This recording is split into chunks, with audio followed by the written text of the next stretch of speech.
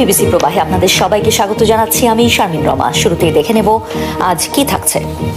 Hormuz প্রণালীকে যুক্তরাষ্ট্রের অংশ ঘোষণা করতে চান ট্রাম্প। রণতরী কিংবা ভাষণ দিয়ে দখল করা যাবে না জলপথ, হুঁশিয়ারি তেহরানের। রণতরী এব্রাহাম লিঙ্কনের দীর্ঘ যাত্রায় বিপাকে পড়তে পারে মার্কিন নৌবাহিনী, মত বিশ্লেষকদের। সংস্কারে লাগতে পারে লম্বা সময়, মনোবল হারিয়ে চাকরি ছাড়তে পারেন অনেক নাবিক। পশ্চিম তীরের কুশরায় 3 ফিলিস্তিনি পরিবার প্রায় 1 সপ্তাহ ধরে অবরুদ্ধ। মানবাধিকার কর্মীদেরও ঢুকতে দেয়নি আইডিএফ। অচিরেই হরমুজ প্রণালীকে নিজেদের অংশ ঘোষণা করবে যুক্তরাষ্ট্র। নিউ ইয়র্কে দেয়া এক ভাষণে এমনটাই দাবি করেছেন মার্কিন প্রেসিডেন্ট ডোনাল্ড ট্রাম্প। তার এই মন্তব্যের ক্ষুব্ধ প্রতিক্রিয়া জানিয়েছে ইরান। যুক্তরাষ্ট্রকে সতর্ক করে দেশটির হুঁশিয়ারি, হরমুজ ইরানের ছিল, আছে, ইরানেরই থাকবে। এক্স হ্যান্ডেলে দেয়া পোস্টে ইরানের উপপররাষ্ট্রমন্ত্রীর বার্তা, টুইট করে বিমানবাহী রণতরী কিংবা ভাষণ দিয়ে হরমুজ প্রণালী দখল করা যাবে না। বিশ্বের অন্যতম গুরুত্বপূর্ণ জলপথ হরমুজ, আর ইরান যুক্তরাষ্ট্রের যুদ্ধের জেরে স্থবির হয়ে পড়েছে এই জলপথ। হরমুজ ঘিরে উত্তেজনায় নতুন করে আগুনে ঘি ঢালল ওয়াশিংটন। ইরানকে যুদ্ধে হারানোর পরপরই হরমুজকে যুক্তরাষ্ট্রের অংশ বলে ঘোষণা করা হবে। নিউ ইয়র্কের এক সমাবেশে এই দাবি করেন মার্কিন প্রেসিডেন্ট ডোনাল্ড ট্রাম্প। ট্রাম্পের দাবি, হরমুজ এখন তাদের নিয়ন্ত্রণে। এই জলপথ দিয়ে যে কোনো নৌযান চলাচল করতে লাগবে যুক্তরাষ্ট্রের অনুমতি। Pretty soon I'll be declaring the Hormuz Strait a territory of the United States. ইরানকে সম্পূর্ণ পরাজিত করার পর খুব শিগগিরই আমি হরমুজ প্রণালীকে যুক্তরাষ্ট্রের ভূখণ্ড হিসেবে ঘোষণা করব। এর মানে হলো আমরা সেখানে অবরোধ করে রেখেছি। আমরা না চাইলে কোনো জাহাজ এর ভেতর দিয়ে যেতে পারবে না। Get through unless we want them to. ট্রাম্পের বিতর্কিত বক্তব্যে ক্ষুব্ধ প্রতিক্রিয়া জানিয়েছে ইরান।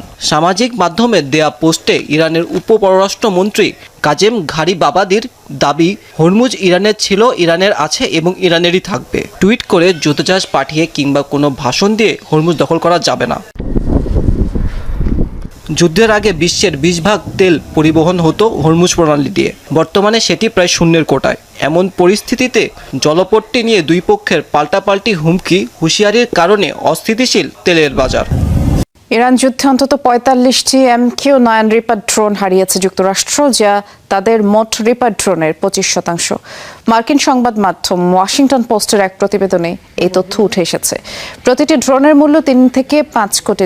আনুমানিক হিসেবে এই যুদ্ধে মোট $1.3 বিলিয়ন বেশি মূল্যের মার্কিন রিপার ড্রোন ধ্বংস হয়েছে। যুদ্ধের প্রথম দিকেই মার্কিন প্রেসিডেন্ট ডোনাল্ড ট্রাম্প ইরানের আকাশ প্রতিরক্ষা ব্যবস্থা পুরোপুরি ধ্বংসের দাবি করেছিলেন। এরপরও কিভাবে শক্ত প্রতিরোধ গড়ে তোলে ইরান, সেটি তুলে ধরা হয়েছে ওয়াশিংটন পোস্টের প্রতিবেদনে। বিমানবাহী রণতরী এব্রাহাম লিঙ্কনের দীর্ঘ অভিযাত্রা প্রভাব ফেলতে পারে সমগ্র মার্কিন নৌবাহিনীর প্রস্তুতিতে। পুনরায় মোতায়েনের আগে রক্ষণাবেক্ষণের ব্যয় হতে পারে লম্বা সময়। হঠাৎ কোনো সংঘাতময় পরিস্থিতিতে পড়লেও তৎক্ষণাৎ ব্যবহার উপযোগী নাও হতে পারে এই রণতরী। এছাড়া দীর্ঘ অভিযানের ধকলে অনেক নাবিকই মনোবল হারিয়ে ফেলতে পারেন, এমনকি হয়তো নৌবাহিনীতেই থাকতে চাইবেন না অনেকে। রয়টার্সকে দেয়া এক সামরিক বিশ্লেষকের সাক্ষাৎকারে এমন সতর্ক বার্তা উঠে এসেছে। প্রায় 9 মাস ধরে সাগরে মোতায়েন মার্কিন অত্যাধুনিক বিমানবাহী রণতরী USS আব্রাহাম লিঙ্কন, যা স্বাভাবিকের চেয়ে প্রায় 2 মাস বেশি। এর মধ্যে গেল 6 মাসে মাত্র 2 বার সুযোগ হয়েছে ভূমির সংস্পর্শে আসার। সমুদ্রযাত্রায় একটি রণতরীর এতটা দীর্ঘ সময় মোতায়েন থাকা নৌবাহিনীর সামগ্রিক প্রস্তুতির উপর ব্যাপক প্রভাব ফেলতে পারে। যুদ্ধকালীন পরিস্থিতিতে নাবিকদের আরও ঝুঁকিতে পড়ার শঙ্কাও তৈরি হয়, যা উঠে এসেছে বিশ্লেষকের বর্ণনায়। এটা খুবই একঘেয়ে এবং তা নাবিকদের উপর ব্যাপক প্রভাব ফেলে। তাদের অভিযান তুলনামূলকভাবে বেশি চাপের, কারণ তাদের দীর্ঘ সময় ফ্লাইট অপারেট করা লাগে। অনেক ক্ষেত্রেই এই একঘেয়েমির মাঝেই দ্রুত পদক্ষেপের সিদ্ধান্ত নেয়ার প্রয়োজন পড়ে, যা আরও চাপ তৈরি করে। তবে মূল সমস্যা তৈরি হবে যখন দীর্ঘ সামুদ্রিক অভিযাত্রা শেষে আব্রাহাম লিঙ্কন তার বেইজ স্টেশনে ফেরত আসবে। পুনরায় কোনো সংঘাত বা যুদ্ধকালীন পরিস্থিতিতে এটিকে মোতায়েন করতে হলে দিতে হতে পারে দীর্ঘ সময়ের মাশুল। কেননা যত বেশি দিন একটি রণতরী মিশনে থাকবে, ঠিক সেই অনুপাতে এটি রক্ষণাবেক্ষণের সময় বৃদ্ধি পাবে। এই বিমানবাহী রণতরীগুলো যখন ফিরে আসবে, তখন তাদের রক্ষণাবেক্ষণের জন্য একটি বড় সময় দিতে হবে, কারণ এগুলো দীর্ঘ সময়ের মোতায়েন ছিল। নাবিকেরাও ক্লান্ত ও পরিশ্রান্ত থাকবে, খুব সম্ভবত নৌবাহিনীতে পুনরায় থাকার ইচ্ছা প্রকাশ করবে না। সুতরাং মার্কিন নৌবাহিনী এখন একটি প্রস্তুতিগত চ্যালেঞ্জের মুখোমুখি। ইউএসএস আব্রাহাম লিঙ্কনের বর্তমান সংকটের কিছু কারণও উঠে এসেছে বিশ্লেষকের ব্যাখ্যায়, যাতে নাবিকদের মনোবল হারানোর বিষয়টিও তুলে ধরা হয়েছে। মধ্যপ্রাচ্যের অন্যতম সমস্যা এই মুহূর্তে পারস্য উপসাগরের কোনো বন্দরে প্রবেশ করা যাচ্ছে না, তাই সবকিছু অন্য পথে নিতে হচ্ছে, কিছু ক্ষেত্রে হর্ন অফ আফ্রিকা হয়ে। ফলে রণতরীর রসদ এবং খাবারের মতো অতি প্রয়োজনীয় পণ্য সরবরাহ করা খুব কঠিন, বিশেষ করে তাজা খাবার, ফলমূল ও শাকসবজি। এই পরিস্থিতিতে জাহাজে পৌঁছানো সম্ভব হচ্ছে না। 2025-এর 21শে নভেম্বর থেকে সাগরে ইউএসএস আব্রাহাম লিঙ্কন। এর চেয়েও বেশি 326 দিন সাগরে মোতায়েন ছিল ইউএসএস জেরাল্ড আর ফোর্ড। কিন্তু 11 মাসের ওই অভিযাত্রায় বেশ কয়েকবারই ভূমির সংস্পর্শ পেয়েছিল নাবিকেরা। ভাসমান পূর্ণাঙ্গ বিমান ঘাঁটি যুক্তরাষ্ট্রের শক্তিশালী রণতরী ইউএসএস আব্রাহাম লিঙ্কন, যেটি মধ্যপ্রাচ্যে মোতায়েনকৃত আব্রাহাম লিঙ্কন ক্যারিয়ার স্ট্রাইক গ্রুপের অংশ। অত্যাধুনিক অস্ত্রশস্ত্রে সুসজ্জিত এই রণতরীতে মোতায়েন করা হয়েছে F-35 সুপার হর্নেটের মতো যুদ্ধ বিমান আর হেলিকপ্টার। বিমানবাহী রণতরীটি ছাড়াও পুরো বহরে রয়েছে আরও অন্তত 3টি ডেস্ট্রয়ার, যেখান থেকে টমাহকের মতো ভয়ঙ্কর ক্রুজ মিসাইল নিক্ষেপ করা সম্ভব। 3টি ফুটবল মাঠের সমান মার্কিন নৌবাহিনীর অন্যতম শক্তিশালী বিমানবাহী রণতরী ইউএসএস আব্রাহাম লিঙ্কন।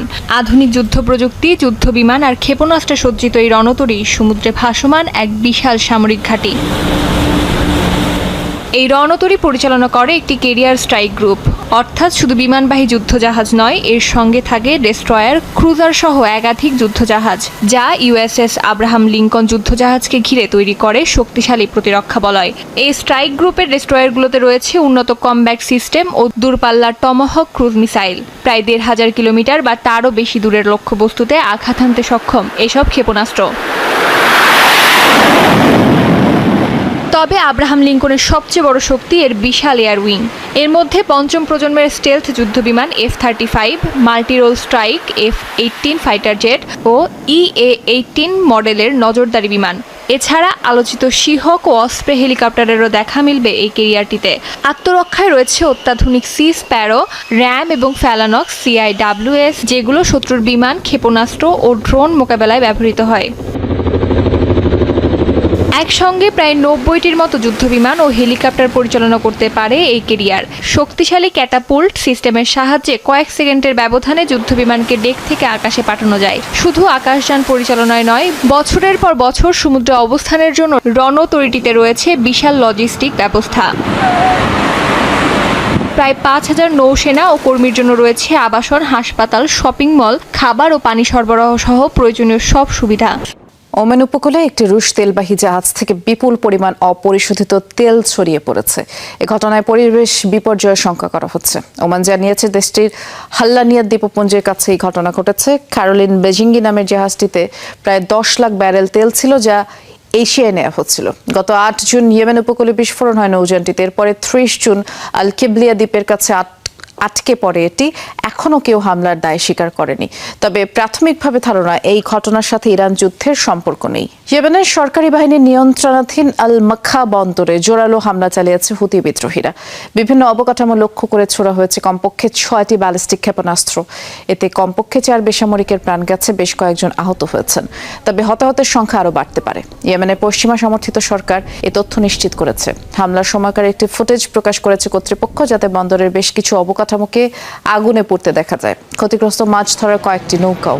এদিকে সৌদি আরবের নজরানে আরাম করে একটি জ্বালানি স্থাপনা লক্ষ্য করে ড্রোন ছুড়েছে হুতি বিদ্রোহীরা বলে দাবি করেছে সংবাদ সংস্থা সাবা।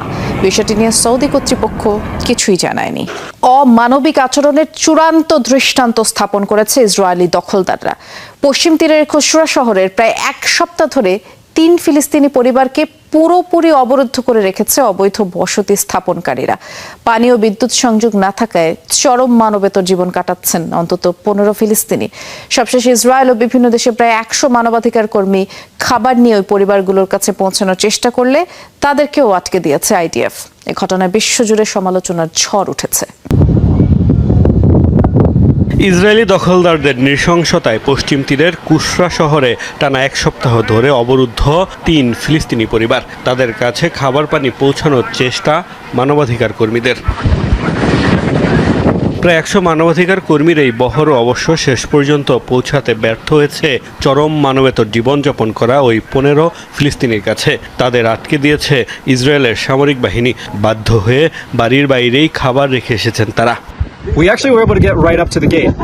আমরা গেট পর্যন্ত পৌঁছাতে পেরেছিলাম। সেখানে দায়িত্বরত সেনাবাহিনীর সদস্যরা বাধা দেন। এটি নিষিদ্ধ সামরিক এলাকা বলে দাবি করেন। যদি এমন কিছু হয়ে থাকে তবে বসতি স্থাপনকারীদের ক্ষেত্রেও প্রযোজ্য হওয়ার কথা, কিন্তু আমরা তাদের এলাকাটিতে ঘুরে বেড়াতে দেখেছি। বসতি স্থাপনকারীরা সামরিক বিধিনিষেধ অমান্য করলেও তাদের বাধা দেয়া হয় না, কিন্তু যখনই কোনো অধিকার কর্মী বা সাধারণ ফিলিস্তিনি রাস্তায় নামেন এবং এসব এলাকায় প্রবেশ করেন তখনই তাদের সেখান থেকে জোরপূর্বক বের করে দেয়া হয়। অমানবিক এই ঘটনার সূত্রপাত গত রোববার। দখলের উদ্দেশ্যে 3 ফিলিস্তিনি পরিবারকে অবরুদ্ধ করতে বাড়ির আশপাশের সড়ক পাথর দিয়ে বন্ধ করে দেয় ইসরায়েলিরা। বন্ধ করে দেয়া হয় পানি ও বিদ্যুৎ সংযোগ। পরে ইসরায়েলি সেনারা সেখানে পৌঁছে ফিলিস্তিনি পরিবারগুলোকে সাময়িকভাবে বাড়ি ছাড়ার নির্দেশ দেন। বেদখল হওয়ার ভয়ে রাজি হয়নি বাসিন্দারা। এখন এক বাড়িতে আশ্রয় নিয়েছেন 3 পরিবার। অবৈধ দখলদারিত্বের লক্ষ্যে পশ্চিম তীরের অন্যান্য স্থানেও বেড়েছে ইসরায়েলি বর্বরতা। এসব ঘটনায় বিশ্বজুড়ে উঠেছে নিন্দার ঝড়। এমনকি সমালোচনা করছে তেল আবিবের মিত্ররাও, যদিও এখনও নীরব ইসরায়েলের সরকার। রয়টার্সের তথ্য, প্রকাশ্যে সেটেলারদের সহিংসতায় নিন্দা জানাতে নেতানিয়াহুর ওপর চাপ প্রয়োগ করছে যুক্তরাষ্ট্র। শক্তিশালী 7.7 মাত্রার ভূমিকম্পে কেঁপে উঠল ইন্দোনেশিয়া। এ পর্যন্ত 38 জনের মৃত্যুর খবর পাওয়া গেছে। স্থানীয় সময় ভোর 5টার দিকে সর্বদক্ষিণের প্রদেশ ইস্ট নুসা টেনকারায় এটি আঘাত হানে। ফ্লোরেস দ্বীপসহ নেগেকা ও বিমা অঞ্চলে জোরালো কম্পন অনুভূত হয়। উৎপত্তিস্থল ছিল এন্ডে শহর, ভূপৃষ্ঠের 15 কিলোমিটার গভীরে। 6.1 মাত্রা সহ পরপর 3টি আফটার শক অনুভূত হয়। বেশ কয়েক জায়গায় বাড়িঘর, অবকাঠামোর ক্ষয়ক্ষতির তথ্য পাওয়া গেছে। এখন পর্যন্ত 5 জনের প্রাণহানির খবর মিলেছে। ভূমিকম্পের জেরে ইস্ট ও ওয়েস্ট নুসা টেনগারা সহ সাউথ সুলাভেসি প্রদেশে সাময়িকভাবে সুনামি সতর্কতা জারি করা হয়। উপকূলীয় অঞ্চলগুলো থেকে নিরাপদ স্থানে সরানো হয়েছে বাসিন্দাদের। প্রশান্ত মহাসাগরের উচ্চ ভূমিকম্প প্রবণ অঞ্চল প্যাসিফিক রিং অফ ফায়ারে অবস্থান ইন্দোনেশিয়ার। ছেলের বিয়ের আর মাত্র 2 দিন বাকি, অথচ বিয়ের পোশাক নয়, ছেলের ছবি হাতে নিয়ে ভূমিকম্পে বিধ্বস্ত এক ভবনের ধ্বংসস্তূপে সন্তানকে খুঁজে চলেছেন এক বাবা। এই দৃশ্য কলম্বিয়ার। জরুরি বিভাগের কর্মীদের সাথে কাঁধে কাঁধ মিলিয়ে কাজ করে যাচ্ছেন হার্নান গিরালদো। এখনও আশা ছেলে বেঁচে ফিরবে, একবার জড়িয়ে ধরবেন জীবিত সন্তানকে। পরিবার জুড়ে ছিল বিয়ের আনন্দের আমেজ। অধীর আগ্রহে চলছিল দিন গণনা, কিন্তু সোমবারের ভয়াবহ ভূমিকম্পে মুহূর্তে বদলে দেয় সেই গল্প। 24 বছরের হুয়ান ফিলিপিকে ঘিরে পরিবারের এত আয়োজন। 6 দিন ধরে নিখোঁজ সে।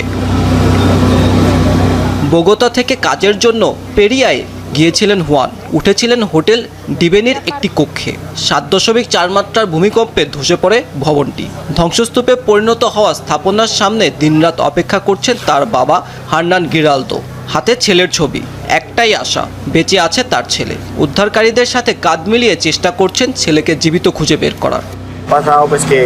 আমি শুধু আমার ছেলেকে জীবিত অবস্থায় একবার জড়িয়ে ধরতে চাই। সোমবার রাত থেকেই এখানে আছি, তখন থেকেই তাকে খুঁজছি, যতটা পারছি উদ্ধার কাজেও সাহায্য করছি। সময় যত গড়াচ্ছে বাড়ছে উদ্বেগ, তবুও হাল ছাড়তে নারাজ হার্নান। শুধু বাবা নন, হুয়ানের ফেরার অপেক্ষায় তার বাগদত্তা নাতালিয়া পাতিনো ও 2 বছরের সন্তানও। উদ্ধারকারীরাও যথাযথ চেষ্টা করছে নিখোঁজ হওয়া জোয়ানকে তার বাবার কাছে ফিরিয়ে দিতে। থার্মাল ক্যামেরা দিয়ে চলছে তল্লাশি। প্রতিটি শব্দ, প্রতিটি সংকেত খুঁজে দেখা হচ্ছে খুব সতর্কভাবে। উদ্ধারকারীরাও ধারণা করছেন ধ্বংসস্তূপের নিচে এখনও জীবিত রয়েছে মানুষ। সম্ভবত ধ্বংসস্তূপের নিচে 4 জন মানুষ জীবিত আছে। আমরা তাদের খুঁজে বের করার সব চেষ্টাই করছি।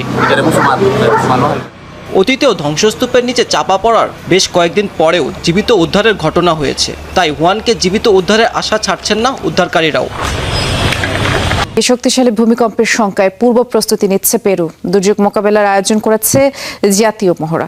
শুক্রবার দেশটির 18টি অঞ্চলে একযোগে অনুষ্ঠিত হয় এই অনুশীলনের সময় রাজধানী লিমায় 8.8 মাত্রার শক্তিশালী ভূমিকম্পের কাল্পনিক পরিস্থিতি তৈরি করা হয়। সম্ভাব্য ভয়াবহ পরিস্থিতি মোকাবেলায় বিশেষ উদ্ধারকারী দল, ফায়ার সার্ভিস কর্মী এবং জরুরি বিভাগের সদস্যরা অংশ নেন। ধ্বংসস্তূপ থেকে আহতদের উদ্ধার, অগ্নি নির্বাপন সহ দুর্যোগ মোকাবেলার বিভিন্ন কার্যক্রম অনুশীলন করা হয় ওই মহড়াটিতে। দীর্ঘদিন বড় ভূমিকম্প না হয় পেরুতে 8.8 মাত্রার ভূমিকম্পের আশঙ্কা করছেন বিশেষজ্ঞরা। এর আগে প্রতিবেশী দেশ কলম্বিয়া ও ভেনেজুয়েলায় ভয়াবহ ভূমিকম্পে হাজার হাজার মানুষ প্রাণ হারায়। 15 বছরের কম বয়সী শিশুদের সামাজিক যোগাযোগ মাধ্যম ব্যবহারের নিষেধাজ্ঞা বাতিল করেছেন ফ্রান্সের আদালত। এ সংক্রান্ত একটি বিল আটকে দিয়েছেন দেশটির শীর্ষ আদালত। মত প্রকাশের স্বাধীনতা এবং ব্যক্তিগত গোপনীয়তা ক্ষুণ্ণ হওয়ার কারণ দেখিয়ে আদালতের এই সিদ্ধান্ত। আগামী 1 সেপ্টেম্বর থেকে আইনটি কার্যকরের কথা ছিল। এতে 15 বছরের কম বয়সীরা সামাজিক যোগাযোগ মাধ্যমে নতুন অ্যাকাউন্ট না খুলতে পারার বিধান রাখা হয়েছিল। এছাড়াও আগে থেকে থাকা অ্যাকাউন্টগুলো 4 মাসের মধ্যে বন্ধ হয়ে যাওয়ার নির্দেশনাও ছিল। এর আগে বিশ্বের প্রথম দেশ হিসেবে 16 বছর কম বয়সীদের জন্য ফেসবুক, টিকটকের মতো মাধ্যমগুলো নিষিদ্ধ করে অস্ট্রেলিয়া। একই পদক্ষেপ নেয় আরও কয়েকটি দেশ। ভারতের পশ্চিমবঙ্গে উত্তেজিত জনতার ক্ষোভের শিকার হলেন তৃণমূল কংগ্রেসের সাবেক বিধায়ক নির্মল ঘোষ। ডিম, কাঁদা, জুতো ছেড়ে মারা হয় তাকে লক্ষ্য করে। শুক্রবার পশ্চিমবঙ্গের খাড্ডা পুলিশ স্টেশনের কাছে এই ঘটনা। প্রিজন ভ্যানে কারাগারে নিয়ে যাওয়া হচ্ছিল সাবেক টিএমসি নেতাকে। সে সময় তাকে একদল মানুষ ঘিরে ধরে আর অনবরত কিল ঘুষি লাথি মারতে থাকে সাবেক এমএলএকে। আক্রমণ থেকে বাঁচাতে তাকে হেলমেট পরিয়ে দেন পুলিশ। 2024 সালে কলকাতা আরজি কর মেডিকেল কলেজ হাসপাতালে ধর্ষণের শিকার হয়েছিলেন এক শিক্ষানবিশ নারী চিকিৎসক।